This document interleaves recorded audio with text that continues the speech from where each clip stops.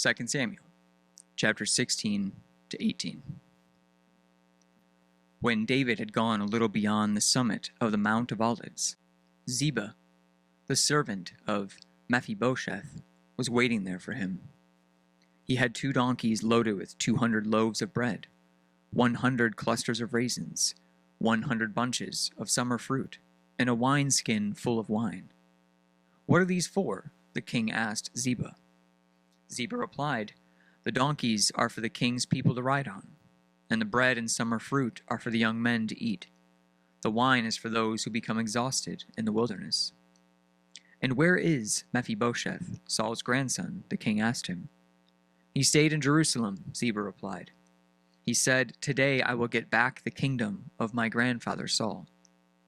In that case, the king told Ziba, "I give you everything Mephibosheth owns."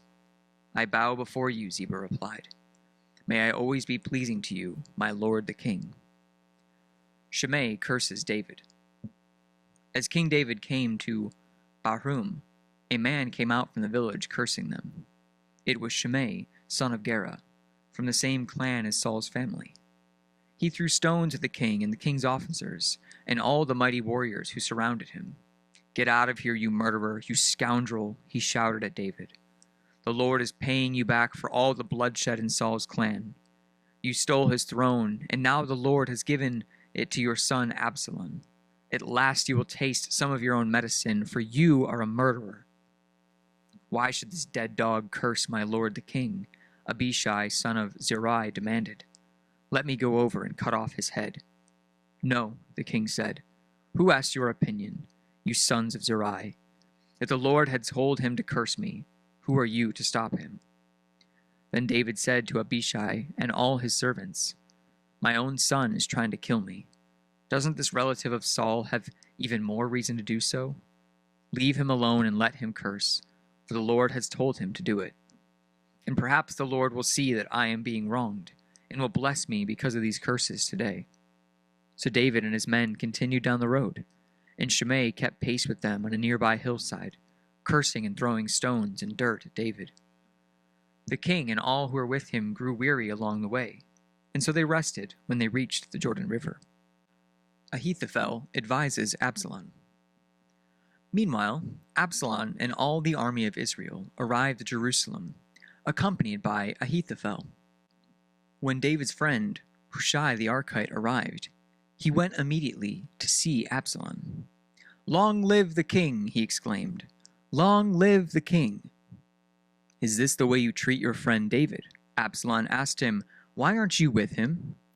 "I'm here because I belong to the man who's chosen by the Lord and by all the men of Israel," Hushai replied.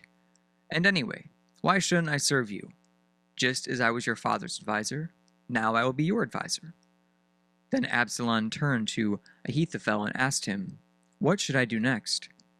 Ahithophel told him, "Go and sleep with your father's concubines, for he's left them here to look after the palace. Then all Israel will know that you have insulted your father beyond hope of reconciliation, and they will throw their support to you." And so they set up a tent on the palace roof where everyone could see it, and Absalom went in and had sex with his father's concubines. Absalom followed Ahithophel's advice, just as David had done. For every word Ahithophel spoke seemed as wise as though it had come directly from the mouth of God. Now Ahithophel urged Absalom, "Let me choose 12,000 men to start out after David tonight. I will catch up with him while he's weary and discouraged. He and his troops will panic, and everyone will run away. And then I will kill only the king, and I will bring all the people back to you as a bride returns to her husband. After all, it is only one man's life that you seek. Then you will be at peace with all the people." This plan seemed good to Absalom and to all the elders of Israel. Hushai counters Ahithophel's advice. But then Absalom said, "Bring in Hushai the Archite. Let's see what he thinks about this." When Hushai arrived, Absalom told him what Ahithophel had said. Then he asked, "What's your opinion? Should we follow Ahithophel's advice? And if not, what do you suggest?" "Well," Hushai replied to Absalom, "this time Ahithophel has made a mistake. You know your father and his men. They are mighty warriors. Right now, they are as enraged as a mother bear who's been robbed of her cubs. And remember that your father is an experienced man of war. He won't be spending the night among the troops. He's probably already hidden in some pit or cave. And when he comes out and attacks and a few of your men fall, they will be the one to panic among your troops, and the word will spread that Absalom's men are being slaughtered. Then even the bravest soldiers, though they have a heart of a lion, will be paralyzed with fear. For all of Israel knows what a mighty warrior your father is, and how courageous his men are. I recommend that you mobilize the entire army of Israel, bringing them as far away as Dan in the north and Beersheba in the south. That way you will have an army as numerous as the sand on the seashore, and I will advise that you personally lead the troops. When we find David, we'll fall on him like dew that falls on the ground. Then neither he nor any of his men will be left alive. And if David were to escape into some town, you will have all of Israel there at your command. Then we can take ropes and drag the walls of the town into the nearest valley until every stone is torn down. Then Absalom and all the men of Israel said, Hushai's advice is better than Ahithophel's, for the Lord has determined to defeat the counsel of Ahithophel, which really was the better plan, so he could bring disaster on Absalom. Hushai warns David to escape. Hushai told Zadok and Abiathar the priest what Ahithophel had said to Absalom and the elders of Israel, and what he himself advised instead. Quick, he told them, find David and urge him to stay at the shallows of the Jordan River tonight. He will go across at once into the wilderness beyond. Otherwise he will die and his entire army with him. Jonathan and Ahimaaz had been staying at En Rogel, so as not to be seen entering and leaving the city. Arrangements had been made for a servant girl to bring the message they were to take to King David. But a boy spotted them at En Rogel, and he told Absalom about it. So they quickly escaped to Bahurim, where a man hid them down inside a well in his courtyard. The man's wife put a cover over the top of the well and scattered grain on it to dry in the sun, so no one suspected they were there. When Absalom's men arrived, they asked her, Have you seen Ahimaaz and Jonathan? The woman was the one to reply. She said, They were here, but they crossed over the brook. Absalom's men looked for them without success, and then returned to Jerusalem. Then the two men crawled out of the well, and they hurried on to King David. Quick, they told him, cross the Jordan tonight. And they told him how Ahithophel had advised that they will be captured and killed. So David and all the men with him went across the Jordan River during the night, and they were all on the other bank before dawn. When Ahithophel realized that his advice had not been followed, he saddled his donkey. He went to his hometown. He set his affairs in order, and he hanged himself. He died there and was buried in the family tomb. David soon arrived at Mahanaim. By now, Absalom had mobilized the entire army of Israel and was leading his troops across the Jordan River. Absalom had appointed Amasa as commander of his army, replacing Joab, who had been commander under David. Amasa was Joab's cousin. His father was Jether, an Ishmaelite. His mother, Abigail, daughter of Nahash, was the sister of Joab's mother, Zeruiah. Absalom and the entire Israelite army set up camp in the land of Gilead.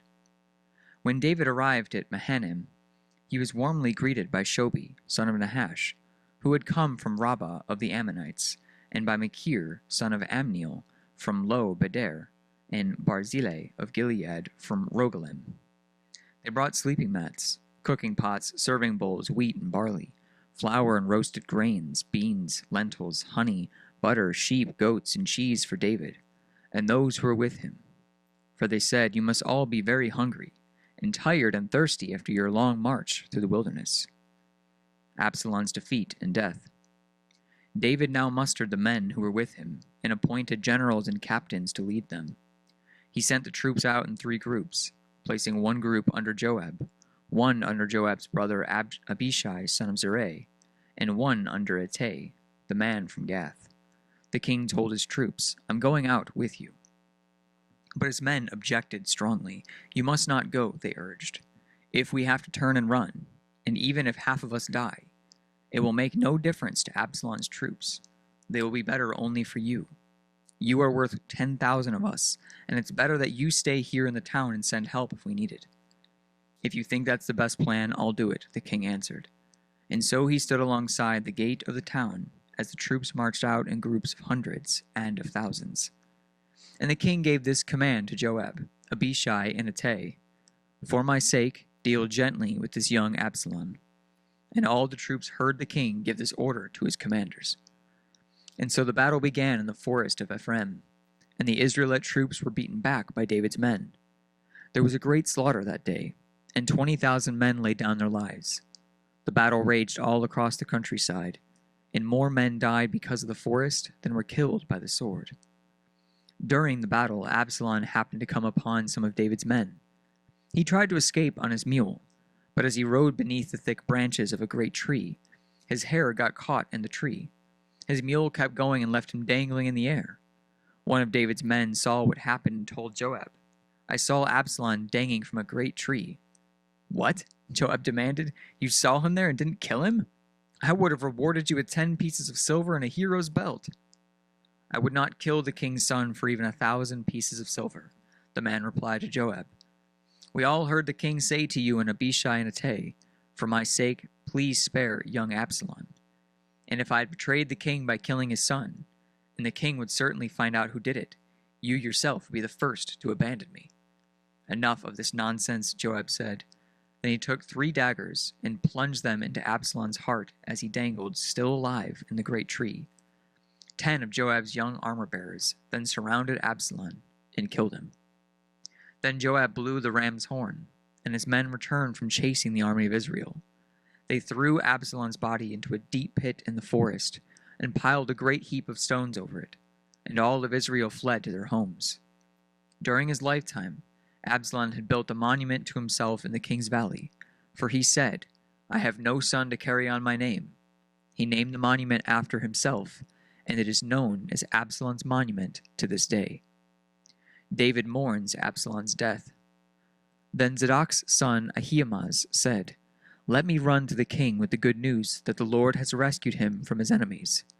"No," Joab told him. "It wouldn't be good news to the king that his son is dead. You can be my messenger another time, but not today." Then Joab said to the man from Ethiopia, "Go tell the king what you have seen." The man bowed and ran off. But Ahimaaz continued to plead with Joab, "Whatever happens, please let me go too." "Why should you go, my son?" Joab replied. "There will be no reward for your news." "Yes, but let me go anyway," he begged. Joab finally said, all right, go ahead."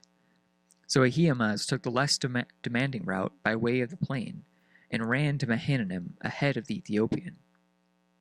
While David was sitting between the inner and outer gates of the town, the watchman climbed to the roof of the gateway by the wall. As he looked, he saw a lone man running toward them. He shouted the news down to David, and the king replied, "If he is alone, he must have news." As the messenger came closer, the watchman saw another man running toward them. He shouted down, "Here comes another one." The king replied, "He also will have news." "The first man runs like Ahimaaz, son of Zadok," the watchman said. "He is a good man and comes with good news," the king replied. Then Ahimaaz cried out to the king, "Everything is all right." He bowed before the king with his face to the ground, and he said, "Praise be to the Lord your God, who's handed over the rebels who dared to stand against my lord the king." "And what about young Absalom?" the king demanded. "Is he all right?" Ahimaaz replied, "When Joab told me to come, there was a lot of commotion, but I didn't know it was happening." "Wait here," the king told him. So Ahimaaz stepped aside. Then the man from Ethiopia arrived and said, "I have good news for the Lord my king. Today the Lord has rescued you from all those who rebelled against you." "And what about young Absalom?" the king demanded. "Is he all right?"